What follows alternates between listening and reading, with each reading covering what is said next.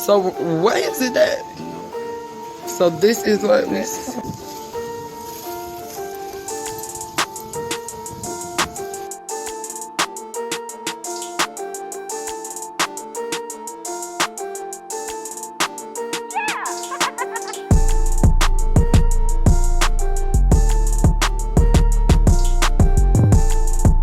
What's good, Earth? What's going on, everybody? I am Candace Clark, also known as Kandeaux. I am Kayla Peterson, also known as Camper K. And you are tuned in to Farm Plug TV. Gang, gang. Welcome. And so, Kayla, what is our topic for today? It is the letter C for corporations. Yeah. Corporations. Our favorite, right? Those guys. So we're gonna do the news first. Just kind of catch up everybody. So when this airs, it'll probably be a little bit later. But today is November 4th. It's a Wednesday, the day after Election Day in the United States. Lord. It's stressful. It's stressful. Yeah. So I mean, we don't have no news right now necessarily around the winner, right? We don't know that yet. Hey, what's good, Pele? No. Okay, Eclipse African. Okay. All right. Yeah, I don't. The winner hasn't been announced yet, but what is the electoral college standing? I ain't gonna lie to you. I don't even really want to talk about this right now because it's gonna dominates life everywhere else. So you got some other news? What's some other news? Yeah, besides the election, one of the things I wanted to bring up was bees, for the magical little insects that help plants grow. Morgan Freeman has invested in bees. I think he converted his how many acres? 124-acre ranch in Mississippi into a full-time bee sanctuary. And he's planting bee-friendly trees like magnolia trees, lavender, and clover on the land just to help the bees thrive and survive. And in addition to Morgan Freeman, we also have Beyonce, the queen bee, also getting into bees. And she said the reason she's getting into bees is because of the healing properties of honey. So we all know honey is antibiotic and it's anti-inflammatory. So I think she said it helped out her children who have really bad allergies. So I know I have horrible allergies, so I love honey. I want to get into beekeeping soon. So this is like two big inspirations for me. So I was really happy to hear about these two. Yeah, that's dope. And Morgan Freeman was just on 21 Savage's mixtape. So yes. For pop culture crossover right there. And also, like you said, honey is antibacterial, antiviral, antifungal. It does so much, and the way that bees make the honey, like you said, they source from all of these local plants. So it's always best to go local whenever you get your honey. Walmart honey is not all of the things that we just said. Your local beekeeper has the honey that has all of those properties that you really, really want. So if you don't know a beekeeper, tune in, join the Natural Resource Club, and we can find one and connect you to them, because that's important. And you should know a beekeeper. Everyone should know a beekeeper. You got any other news? No, that was the main thing I have.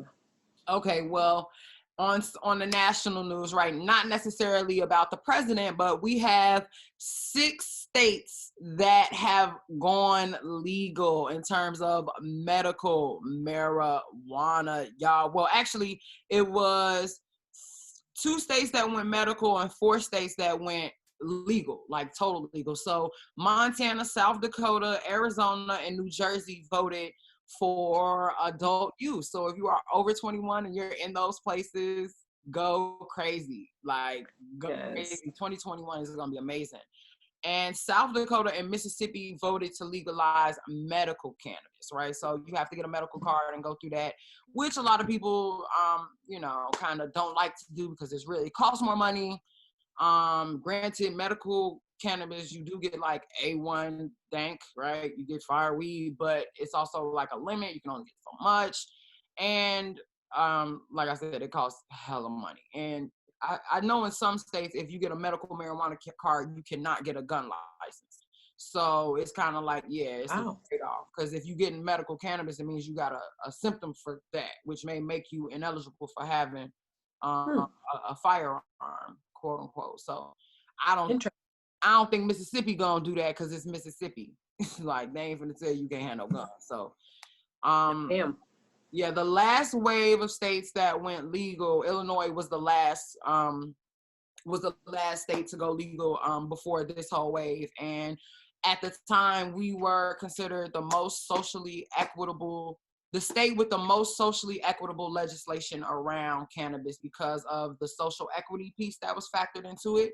And there's like a tax for all cannabis industry businesses in Illinois, and a certain percentage of that tax goes into a pot of money for lower resource communities and minorities who are interested in entering the cannabis industry.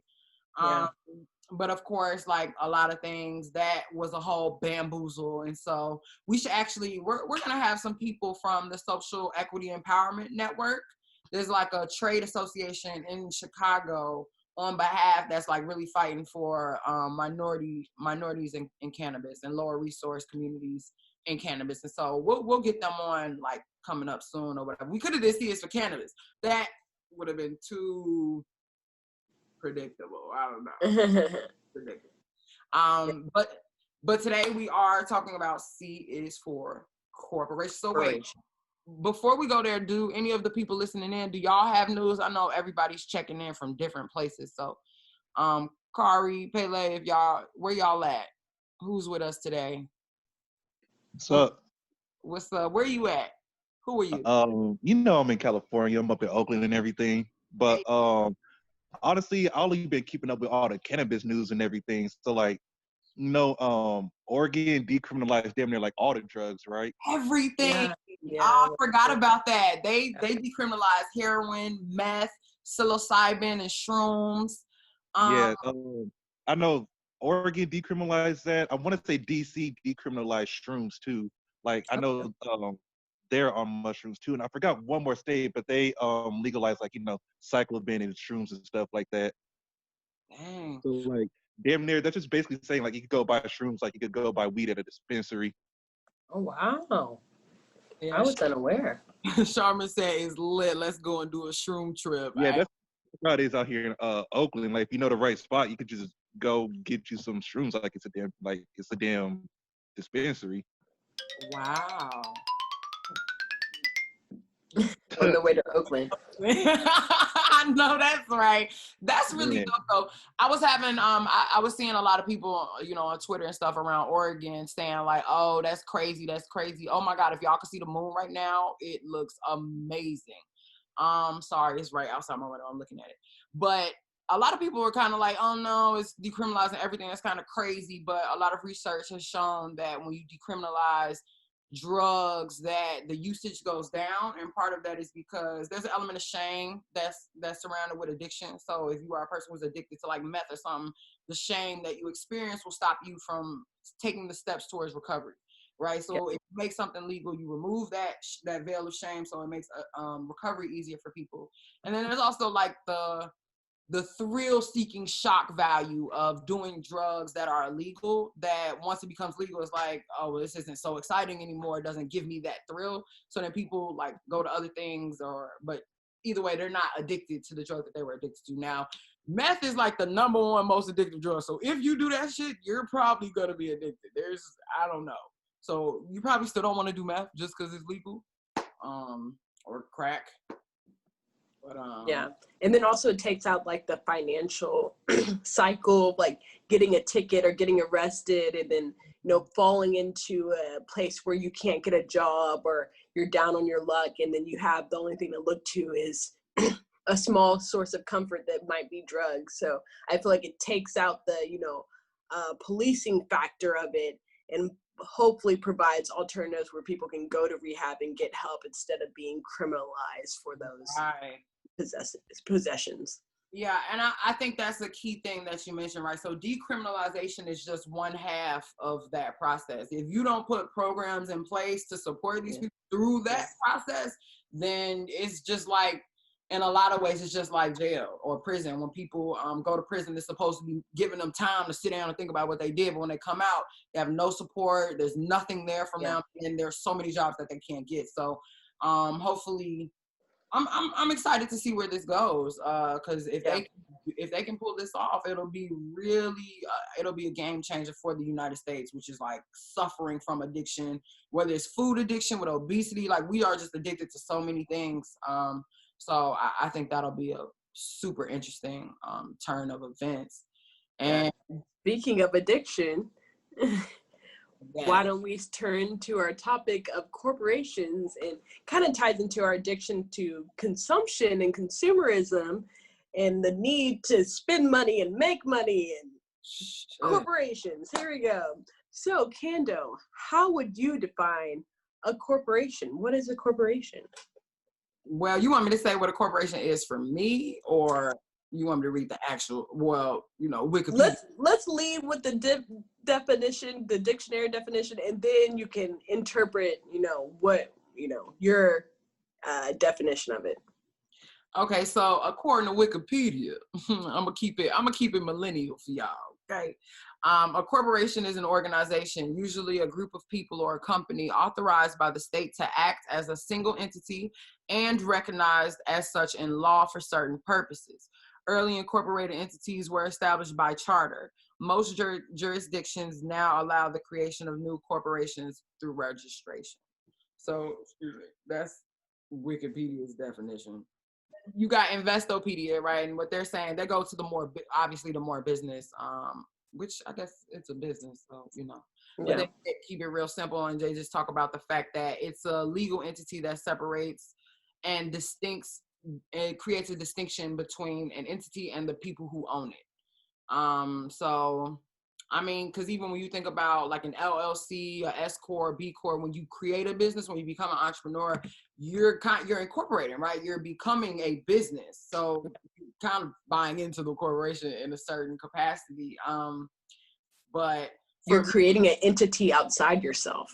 Exactly. Bye. So, okay, that's what they say a corporation is, but what is a corporation to you? To me? Oh, okay. I think for me, the first thing I think of is, like you said, business, to be simple, to, make it simple. You think of a business, you think of an entity, and then also I immediately associate that with money. So, your corporation could be making products, you can be producing services, you could be delivering products. No matter what you're doing, number one issue is making money. And being an entity in a individual or agency with like you said, outside of a person. It's not one person. It can be a conglomerate of people or other agencies or businesses. But yeah, bottom line is making money in a group of people or individuals. I mean, off rip, when I think about a corporation, my brain goes to like Fortune 500. I think of Monsanto. I think of just these huge, my brain goes straight to Fortune 500. And that's interesting because, like you said, I have a business, you have a business. Everybody that's literally in this chat right now, all of us have businesses. But there's just this certain thing about, and I don't even want to jump the gun, but it's an imperialist concept that I think of, where it's like seeking to dominate and take over a market. Like I think about subconsciously, I think about domination when I think about corporations. And like competitiveness, stock market prices, bidding and selling. Mm-hmm. Yeah. No, that's true. That's the environment in the society that we have built in the United States. A competitive free market environment where it's, corporations are the new armies. Yes, domination. Yeah.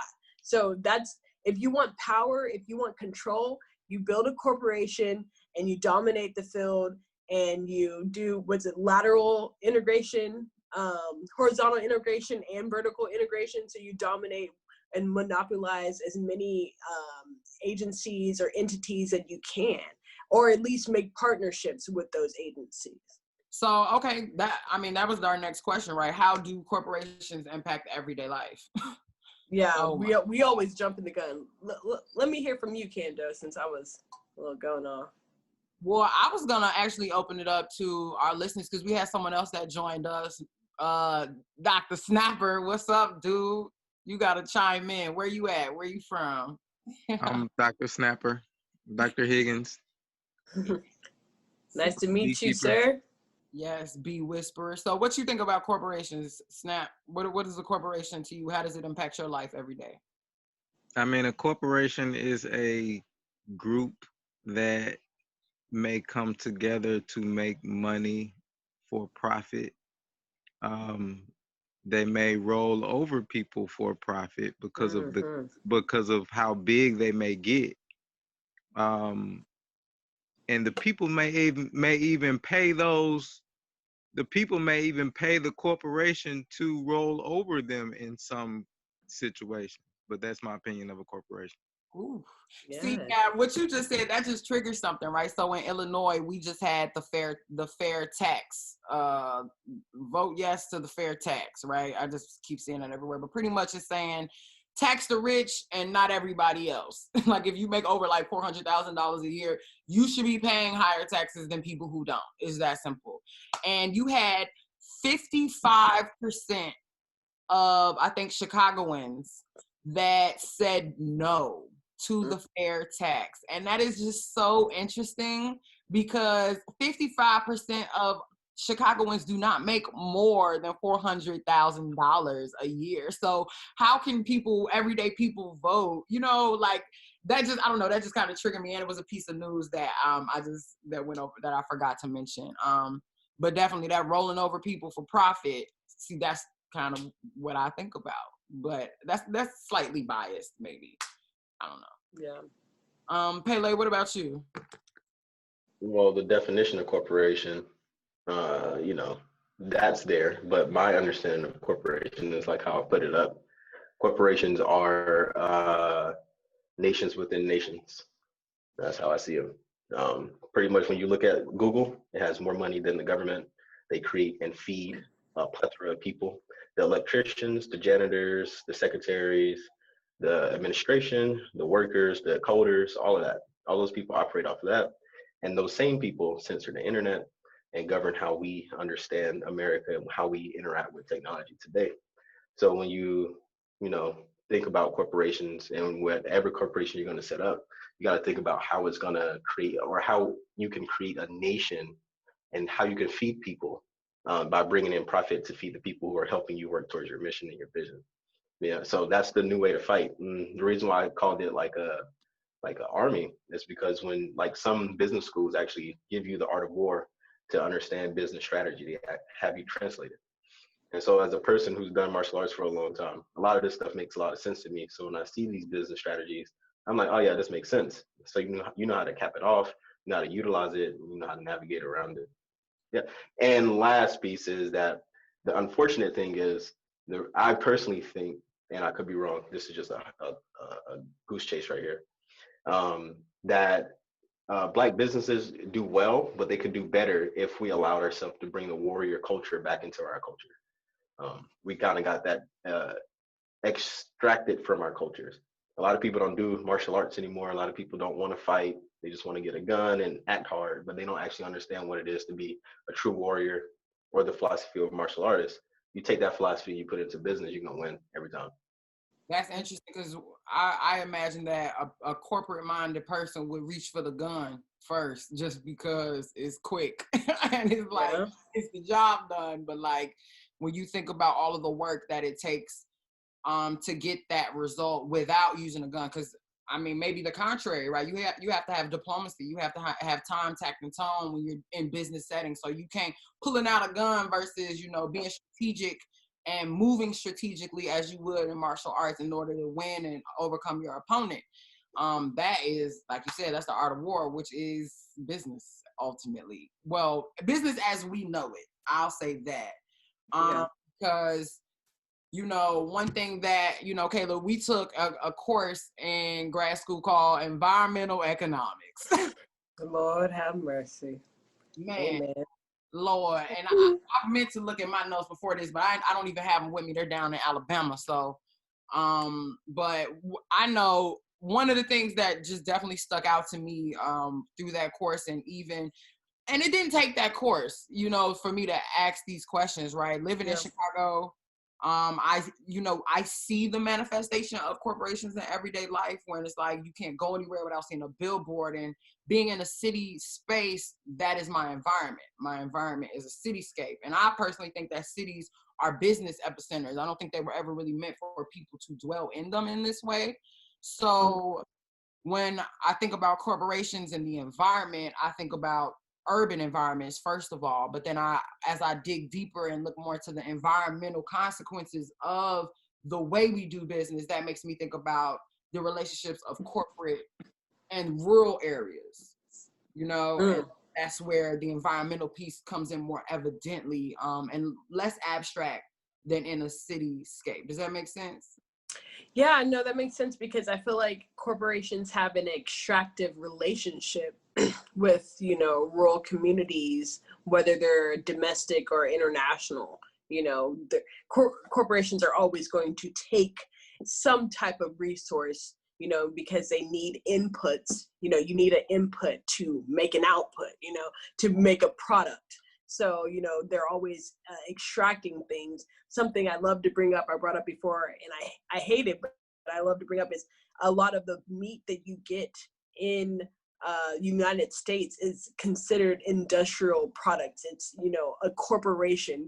I work in the agricultural field, and we don't work with large scale feeding operations like with cattle and pigs, because that's not considered agriculture. That's industrial product. So that's extracting produce or resources, feed animals, and producing, you know, meat products that we, or some people, consume.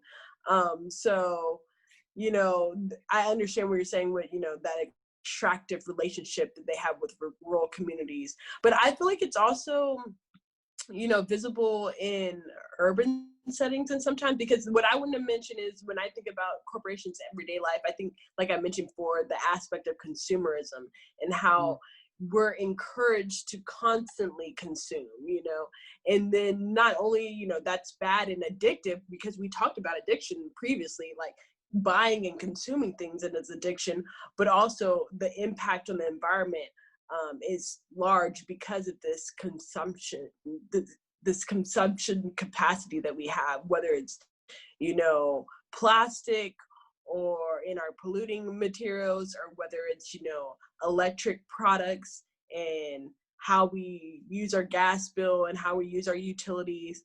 You know, we're Americans are very familiar with waste, and, you know, we're not very conservative of how we use our practices. Me and you might be, but I feel like, you know, the everyday American, we're not very conscious of how much we're using and how that impacts, you know, our environment. And it's because someone's making money off of that, and we're being trained, you know, it's better to, you know, trained and desensitized, because especially in like what you said, in especially in urban or in urban spaces, not urban meaning Black, urban meaning population, right? Yes. Concentration of population.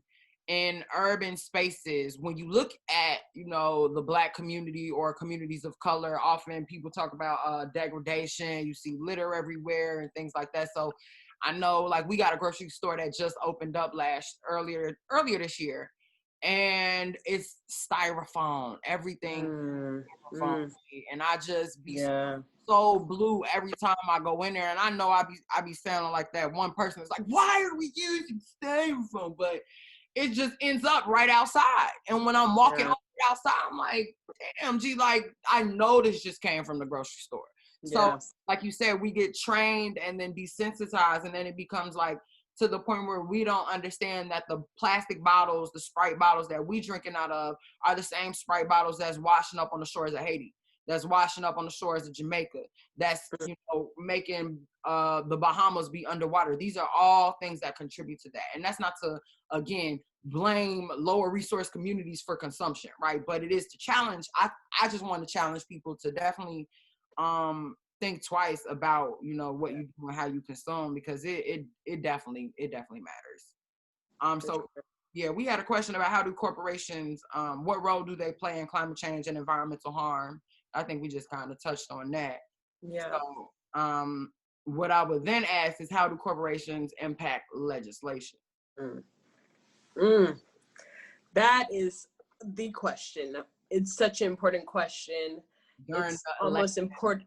Yeah, it's almost so hard to start, but yeah, with the election just happening, I don't have any statistics or anyone in particular, but imagine how many candidates or officials are getting contributions from corporations or from PACs, political action committees, or whatever, that are actually corporations in hiding. One of the things that I wanted to mention, people might be familiar with, but I think it's important to point out, is Citizens United, which happened in 2010, which was a Supreme Court case that ruled 5-4 that corporations can be considered individuals or people. Therefore, they can contribute to political campaigns, and that completely shifted how our political system in the United States was already pretty messed up. I will never say that there's a point in the United States that we are a full and fair democracy, but that case definitely further incorrupted and allowed more corruption to be pursued throughout, local, federal, state elections, because of the money that can be given and received in politics. And that just completely shapes the agenda and the narrative of what our elected officials are going to focus on and what they're going to prioritize. Yeah, G. So I was meditating the other day, and something that really came to me was attention, right? And that's part of why I'm not smoking weed for November, or at least I'm not paying for no weed, and I'm gonna do my best to not smoke it. That's what I'm saying. But it was just thinking about how much our attention is really worth, right? And so when we think about lobbyists, when we think about especially in like tobacco, I'm sorry, somebody's calling me. In tobacco and agricultural industry, how much money is invested into advertisement. And if you sit down and next time you're watching Cartoon Network with your niece and nephews or your kids, or next time you just find yourself walking somewhere, you could be in the mall, which I don't know why you would be because COVID, but next time you outside and you see a TV or you're at your house watching TV, just take note of how many commercials come on and how many of those commercials are around food, food products. And especially when you watch Nickelodeon, Cartoon Network, Disney, it's always, cereal commercials. A lot of food is targeted, even McDonald's, right? The Happy Meals, those are targeted towards the youth. And part of that is because of their attention. If I can get your attention, then I can convince you, I can entice you, I can advertise to you and convince you that you need what I'm selling. And from there, and it can be 30 seconds, it could be 10 seconds, 15, it can be so subliminal, but it'll still stick in your brain to the point where next time you're outside and you see that brand, you'll think about that feeling that it gave you when you was watching your favorite show with your niece and nephews. And then that picture, that food, all those colors will bring you to that moment, and it encourages you to make a payment, right? So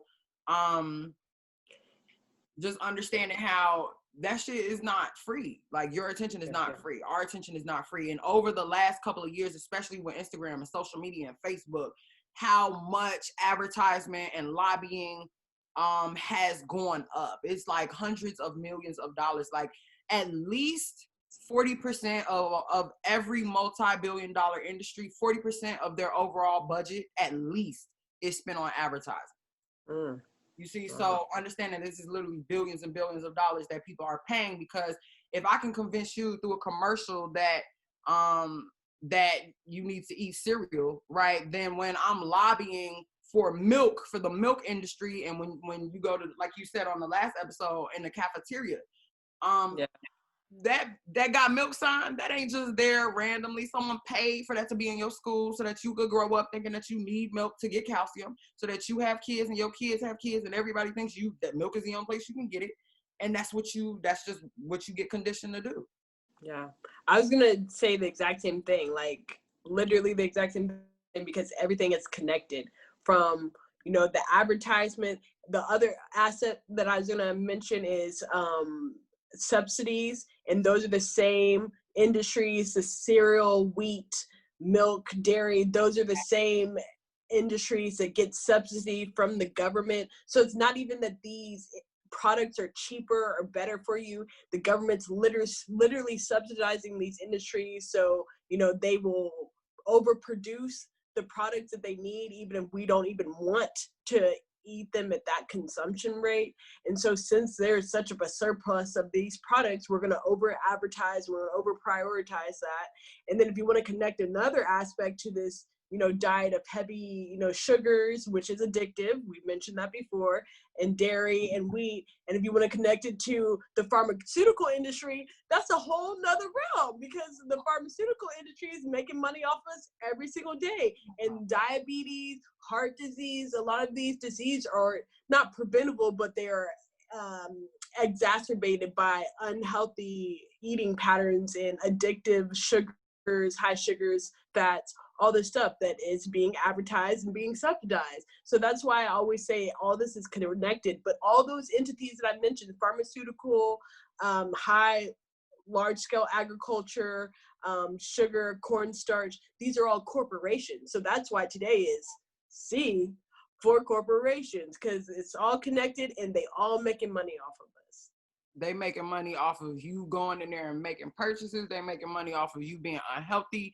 So many things. And I know we like how we touched on like Michelle Obama and her initiative in the White House, being focused on food and shifting, like how she shifted from the food pyramid to the plate, and how that's supposed to be, you know, easier for people. But again, that work that she did was taking on a lot of these corporations, right? When you encourage people to grow their own food, when you encourage people to incorporate more fruits and vegetables into your diet, like farming is an act of, like, being able to feed yourself is an act of like revolution. There's nothing small about that at all. Not even just farming, but anything that you do that is around natural resource cultivation, like keeping bees. You know what I'm saying? Snapper is a beekeeper and is fire at it, and he is someone who provides high quality honey. That's high quality medicine to his community every time he harvests.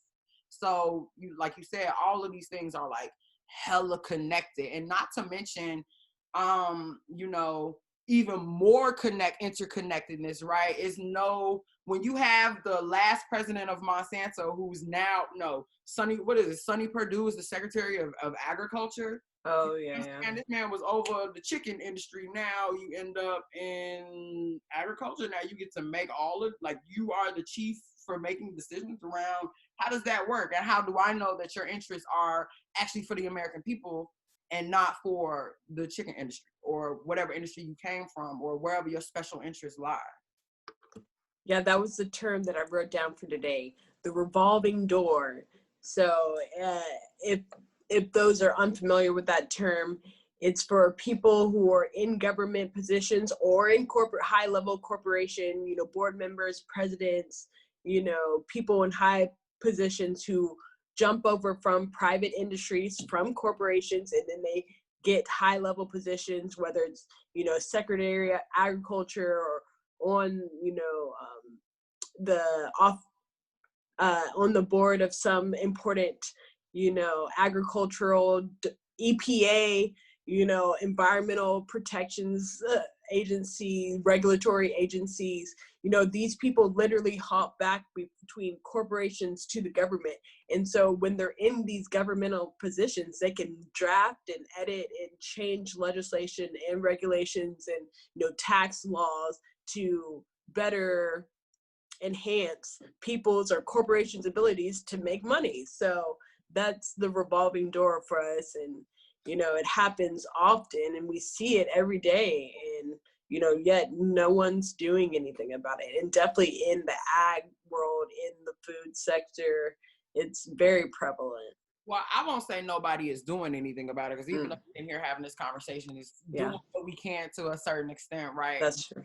I do definitely think that it is super insidious is super sneaky, the way that that these industries operate and the way that they work with each other, but still manage to maintain this illusion of separation and legality. The legality of it, exactly. So like right now I'm actually doing a case study on the agricultural market and service. And because I mean it's just so interesting to me, like I said, when I watch TV with my niece and nephew, and then when I'm out with them, even when we was talking about McDonald's, you know what I'm saying, with Travis Scott doing the little happy meal, you know, like all of these things matter, even as people are arguing. Well, a while back the argument was around, you know, GMO labeling. Should we do that? Like, you know, these are all, that's advertisement lobbying. People was like, no, because they don't want you to know everything you eat is high fructose corn syrup and it comes from corn. You know, and these stem back from policy decisions way back in the 30s and the 40s after the Dust Bowl, when they farmed, like agriculture was so intensive that it literally depleted the entire Midwest, and it was a dust bowl that hit the Washington, D.C., like literally dust landing on the president's Oval Office desk because it's so dry and they had just depleted the soil so much. So that's where, you know, these subsidies began in response to the Dust Bowl. Then you have the New Deal, which created alphabet soup and gave us all of these agencies that are supposed to regulate and help to maintain that agriculture system, because the USDA is the first agency founded in the United States.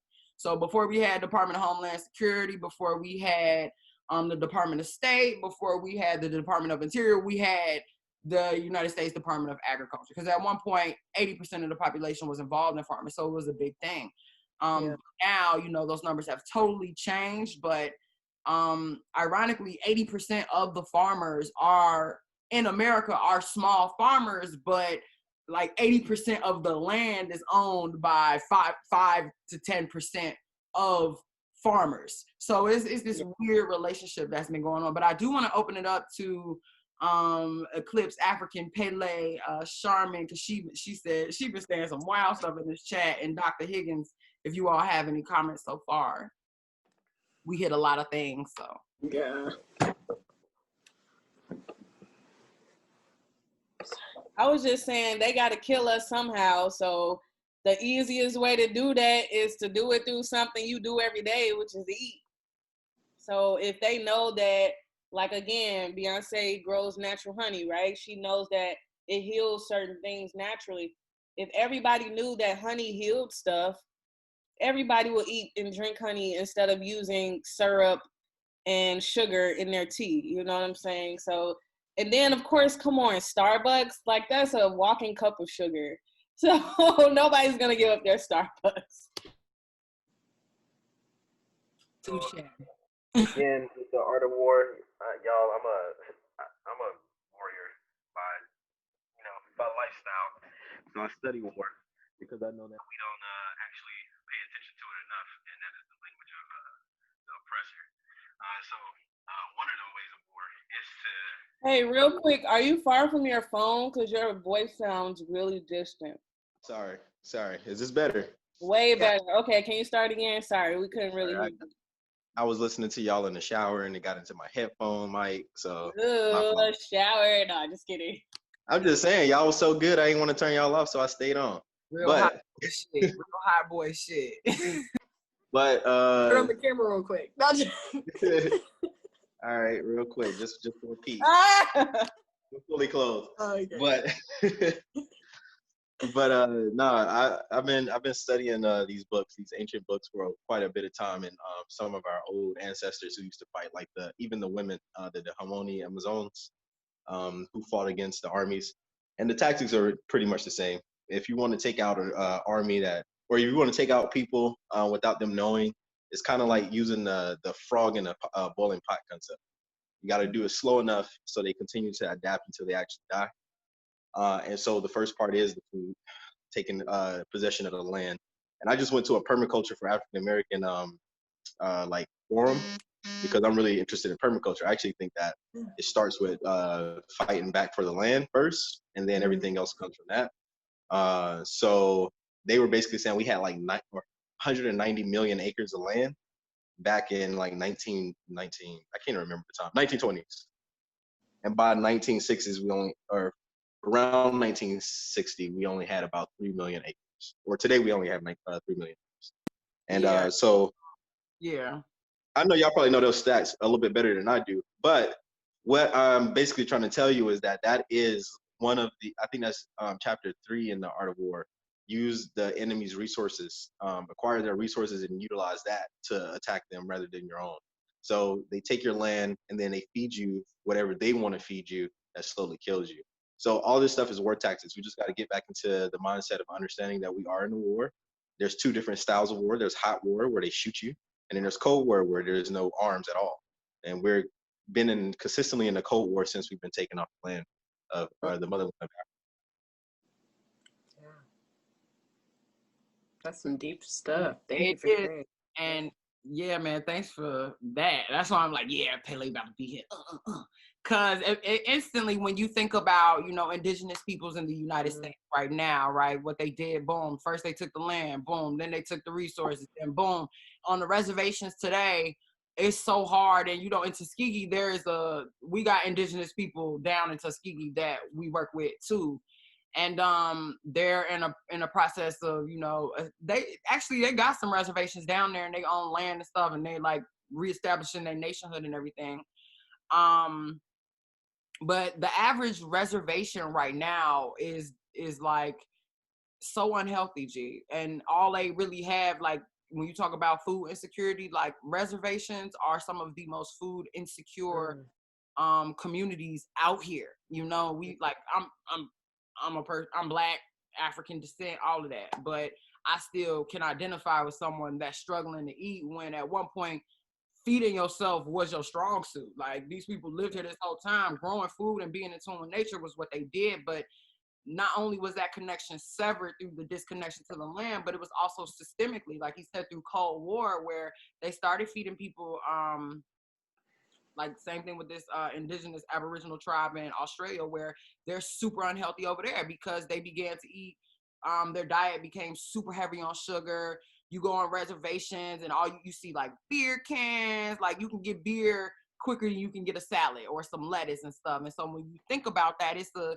construction to your environment. It's urban planning. It's the planned out situation around you, but you're just living through it. You know, so trying to figure out how you reclaim that in the face of corporations, right? Which is like this huge person, essentially, that's built of other thousands of people whose sole purpose is to make sure that you cannot do whatever it is that you're set out to do, as long as it costs them money.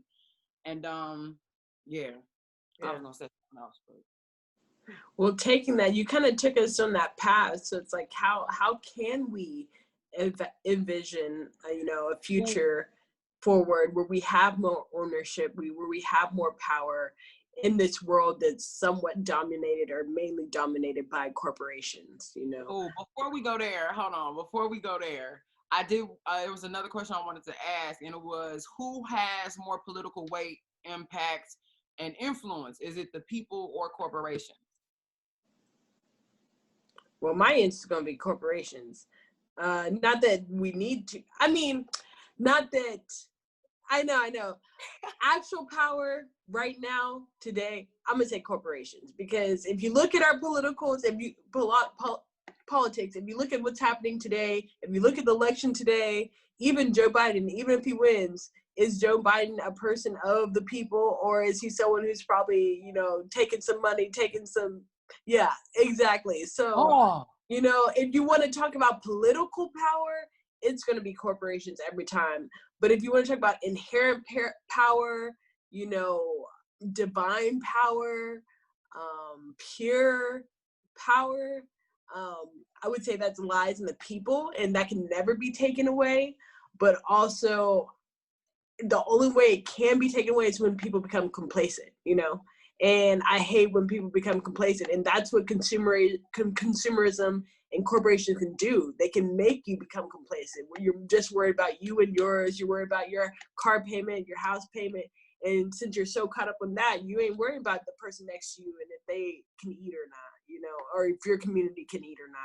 So I do believe we still have power. People still have power, but we definitely need to tap into that and wake up a lot of other people and bring them into the fold. So Dr. Snapper, what do you think? Who has more political weight, impact, and influence? Is it the people or the corporation? I'm just putting people on spot. Short answer, corporation. For sure. Okay, what's the long answer?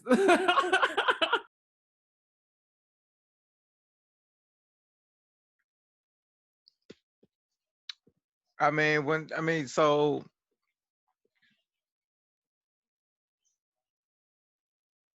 even putting the people in power, I don't feel like corporations have a better chance in getting somebody elected than the people do, in my opinion.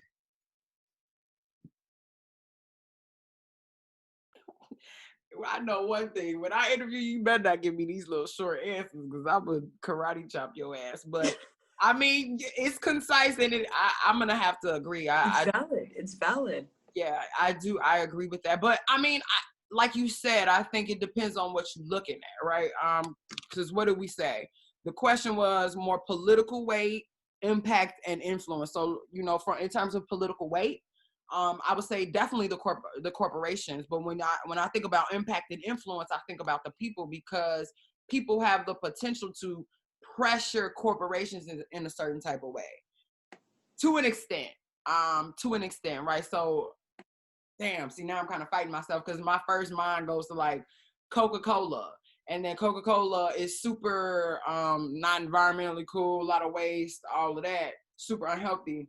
But now the whole climate change conversation has made like sustainable capitalism, you know what I'm saying? Like this ideology that we can keep consuming the way that we consume, we can keep on with business as usual and be sustainable. Like we can make this sustainable. And this is an argument that I have had so many times, even with my family around sustainable capitalism.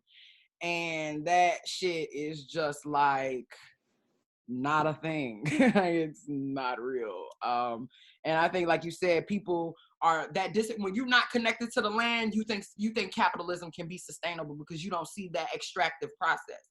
You don't see that exploitation that's going on not only in the United States but in Mongolia, in China, in India. Yeah. You don't see that, and you don't feel it until it comes over here. Or until you go over there and you see it, or you watch TV and you see the little sad child commercials and shit like that. But I mean, all of these things factor into it. So, I don't know, girl. I don't know. Because I used to say, like, I used to ask this question a lot, like, can democracy and capitalism coexist? And we're talking about corporations, and I don't want to take it to the capitalism conversation, but I mean, it's really hard to separate. I mean, if you have legislation that says that a corporation is a person, therefore, I don't think democracy and capitalism can coexist. Like that law, because then you're saying a corporation is a person, and then that disrupts this whole idea of democracy. Dude, and you know what's crazy? What just clicked in my mind is that we were 3/5 of a person when we came over here. And we never had a democracy, ma'am. Never. There was never one time. Whoa. So it's like a corporation can get personhood faster than a person can. A black person. A black person. Yeah. Okay. Let me clarify. You got dark. In America. I almost said the hard N-word, hard R, but let me not. You don't want me to put it out of me. I'm not going there. Yeah. Okay, so we touched on a lot of things tonight. But of course we're about to come to a close, and I definitely want to hear everybody's perspective on this. Because we're always thinking about the future, right? Personally, we ain't doing nothing for just ourselves, right? It's about 7 generations in the future. So when we think about 7 generations in the future, what is that vision? And what role do we see corporations playing in that vision? Like, do we think that? Okay, I got a lot of questions now. They're just coming to me. But do we think that corporations are okay in the way that they function today? And if so, what does that look like in the future? If not, what does that look like in the future? Maybe how do we get there? Yeah, is that for our audience real quick? Do you want to open it up? Yeah. Let's see if we have any idea. So what is your vision for the future, and what role do corporations play in that future? Pele, Charmin, Dr. Snapper. All right, I'll go first. You said Can y'all hear me? again. Yeah. All right, you said I sound far again? You in the car? I am in the car, y'all. I'm catching this show on the move. But it sounds better now though. I had to change it. I had to change it over. But okay, so so Booker T. Washington. My whole thing goes to Marcus Garvey, Booker T. Washington, and how they utilize or their vision for how things operate. So Booker T. Washington talking about industry, one of his pillars for his motion forward. That's basically what we're talking about right now. These corporations. We're talking about industry. At some point, we have to identify what industry we want to go into as individuals. Individual Black people. We also have a business, and go into a particular industry. Build in that industry. Try to own as much of that industry as possible, so then we can actually dictate what kind of things we see in the future. For example, I'm in the electrical field right now, working as an electrician. If I want to see more alternative energy, I need to be skilled in installing this alternative energy. So that way, when it's time to bring it to our communities, I can have enough skilled people to make it happen quick enough. So it's not one of those things where it's overpriced or whatever.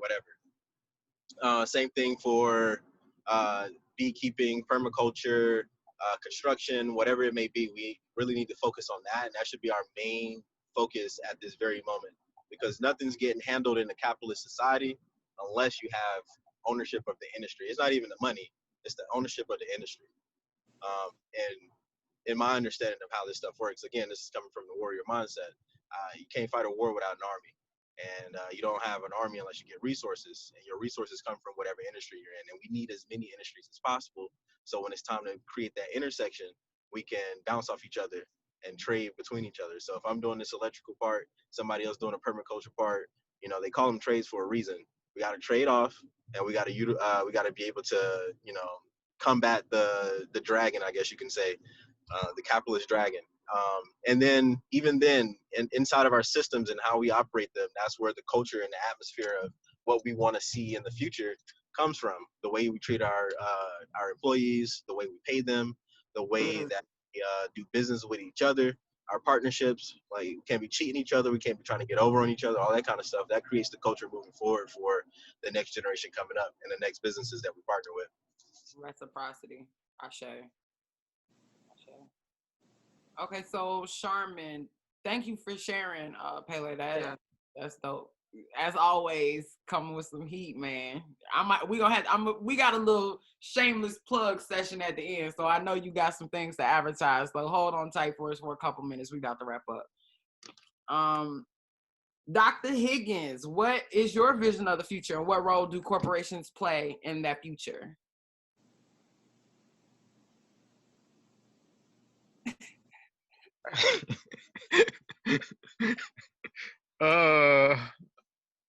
What's the question again? You really sound like you in class, bro. What is your vision of the future, and what role do corporations play in that future? What was the first part again? What you say, for real? I hear you. What is your vision of the future? I mean, I vision that us as African Americans can incorporate, or we could infiltrate the realm of corporations more than what we have so far, as well as set these up for our kids for future generations, so they can have their impact on society as they live. That was the first part, wasn't it? Yeah. So, what role do corporations play in that future? What role do they play in that future? Um, I would like to see a more united front with corporations when it comes to working with the people. And I'm just thinking about so when you said that, I thought about like the whole aspect of censorship and just how information is freely given um by I'm talking about like by consent and non-consent, that information is given to corporations. I would like to see that just become a little bit better and just a little bit more organized with that. Yeah. That was awesome. Thanks for sharing. I was honestly inspired by both of our audience members, but definitely Pele. I was just really inspired because I think a lot of times for me, I can be radical and I'm like, we just need to destroy the system that we have of corporations. But I feel like, in this system of coexisting or trying to create our own system of corporations or our own system of ownership and industry at the same time, and potentially overtake or be comparable to, today's corporations. But I do believe that our future should be ownership. And whether it's ownership in this traditional definition of this corporation, or it's ownership in small businesses and communities and community assistance. There's another word I'm trying to think of, but where you pull funds together for people, where you're supporting each other locally. That's kind of the future that I would like to see. I think when corporations exist as we know them today, there's going to be someone suffering on the other side of it, whether it's them extracting resources or whether them extracting labor and underpaying people. Just looking at the statistics that during the pandemic, big corporations like Amazon and Facebook and all these other big corporations are gaining so much wealth. They're making money during this pandemic, but then their workers and their laborers are losing wages or getting fired or getting laid off. So it just, for me, I just don't believe corporations can exist as we know them today justly and people are not being harmed. So I look for more locally sourced, community sourced, bartering and trading system. That's what I long for. That's what I hope for. And if we can build ownership in a large scale way where we can pass it down to our generations in a healthy and holistic way, I would be in favor of that. But corporations as we know them today, I'm not a fan. Yeah, I'm not even gonna beat a dead horse because I definitely agree with you, and I feel that in the world but not of the world contradiction internally, like having a business but having a social enterprise where I'm not solely driven by profit. I'm driven by the profit of people, right? Of people profiting and progressing and doing better and being able to feed themselves. And I mean, Pele, that's definitely an interesting perspective, to separate a corporation from the culture of that corporation and understand that we had trades. Even, in ancient civilizations, people had specialties and things that they did and that they did like ancestrally that they were just good at, and secrets that were passed down. And I think that that's beautiful. And that's culture, and you can preserve culture in that way. And there's a way that you can do that that does not embody a culture of exploitation of, and constant exploitation. That's just it for me. Exploitation. Like, people do not have to be exploited for people to have things. And the moment I see corporations that operate today as if you cannot separate those two things, and my vision for the future is definitely hyper local. It's definitely all about community. It's definitely, everything is about the 50-mile radius that you exist in and you being able to get from A to B and get back to the crib safely. Shout out to Earthsea, because that's just where we going with it. But yeah, I don't see corporations going away, because it's, you know, it is a 21st century take on things that we've always done. Like I said, people have always created and had products and services that's not going away. But having that reciprocity, a culture of true reciprocity, not like just the dollar sign value, but I'm taking into consideration you as a person, your responsibilities to your family and your community. Definitely, you put the perfect thing in here, a worker cooperative. It's owned, operated, and supported by the people who shop there and own it. So you get that reciprocity thing going full circle. And I definitely, there has been a super influx of cooperatives in the last 3 to 5 years. And I do see that as being a super, super, super viable approach to a future where people are not exploited. So we are definitely hitting an hour. We tried not to, but of course it happened anyway. So in the shameless plug, right? In the spirit of a shameless plug, does anybody have any upcoming events, any new releases that they have that you all want to share? Pele, Charmin, Dr. Snapper, what do you guys have going on that you want people to know about so we can help spread the word? Yeah, and this podcast is all about connections. We always have different people listening in, joining in. So I know people would love to hear and connect with different like-minded people who have great ideas and are thinking progressively. All right. Well, I'm a farm plug just for you, because you know you are the plug. So right now what I'm building is this movement, which is called Black Rights Wellness. The idea is that we have been left out of the conversation for longevity. Longevity is not just about long lifespan and health span, but it's also about things that you can pass down. It's about the legacy as well. So my 3 pillars are lineage, longevity, and legacy. With that being said, I am trying to I'm utilizing capoeira as a vehicle to reestablish the warrior mindset into our communities. We use those philosophies in those things like industry, service, and education. Big ride off of Booker T. Washington. Then the next level of that would be patent, policy, and property. Those are the 3 things that we need to learn how to gain ownership over.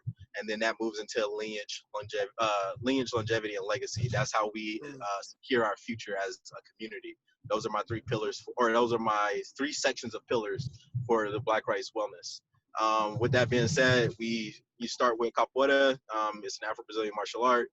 From there, I take students who are young enough to become apprentices in different trades and get them partnered up with a mentor so that they can reclaim the trades and put money in their pockets, learn how to invest, so then they can change their communities. If everybody start making around, like above 50K, which most trades do, they are able to take their communities from a low-income community status to a middle-class community status.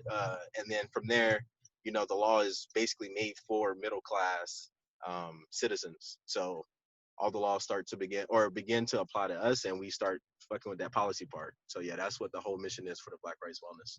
And you can go on patreon.com/Black Rights Wellness and get all that material as I put it up. And yeah. Yeah, I'm about to say, look, all that fire shit people could have missed out on. And also Dr. Snapper likes to act like he don't got shit going on, but definitely follow him on Tuskegee on YouTube. He's got a YouTube channel where he does beekeeping. Snapper, what's your YouTube handle so people can follow you and learn more about bees? TU Live from the Hive. Yeah. Gang. And I want to do some other stuff with some bees too. I spoke to Ken. It's about a children's book, right? Mm-hmm. So if y'all got any ideas on that, you know what I'm saying, let me know. Yeah, I'd be interested. Could I come out there and take a class or course with you? I want to get into beekeeping. So how can people contact you, Snap? 1_nation_movement on Instagram. Or 205-862-4023. Just text me. But yeah, so yeah, I'm working on all of that. The curriculum for the beekeeping course. Yeah, I want to do an online one and a virtual. I mean, a virtual and a in person. So yeah. Yeah, man, I definitely want to I got to connect with you because, you know, we got the Natural Resource Club that we are definitely launching, and well, it's been launched softly. But we are definitely interested in, and you know, my brother and my sister-in-law do website shit, but pretty much having classes and stuff. But people can pay for the class. But I just really want to funnel people to you. You know what I'm saying? Because I love you, Snap. You already know that's one of my confidants, one of my closest and most loved friends. Seriously, that's my brother, my family. But he is awesome. Like, I learned how to do bees, and then I taught him how to do bees, and he has totally shitted on me from that point, from that moment on. So definitely people need to look at you because you a Black man doing beekeeping. Like, you don't get to see that a lot. So that's important that we can tell these stories. So Kayla, you got something to shameless plug? What you got going on? Man, I ain't really got too much going on, to be honest. I feel like I've been busy. I feel like I'm getting a lot of stuff done, but I don't have anything to share with y'all guys. If you don't follow me on Instagram, follow me on Instagram. I be posting a lot of stuff. So it's Kayla Peterson, KYLA_PETE, Kayla Pete, Camper K. You call me Camper K, KP. I had some trips planned, but COVID is getting high, so I don't know if I'm gonna be able to do the trip I was planning, of like rock climbing outdoor trip, try to get some footage, but no, don't have anything else. Damn. Okay, well, stay safe first and foremost. Well, y'all already know. Only thing I got is definitely join the Natural Resource Club. Definitely follow us on farm_plug on Instagram, farm plug on Twitter. Farm-plug.com. Plug.com. Pretty so straightforward. So but yeah, with that being said, I really want to say thank you to you all who pulled up on us tonight, because y'all definitely added some content and different perspectives that spice the conversation up. So we're gonna be doing this twice a month. So yeah. Yeah, I love it. We always have different people tuning in, so I love it. Hopefully we can get some more each time. Yeah, it's spicy, man, and I can't wait for like Garrett when we start getting like her, all of them on. You know, I'm excited.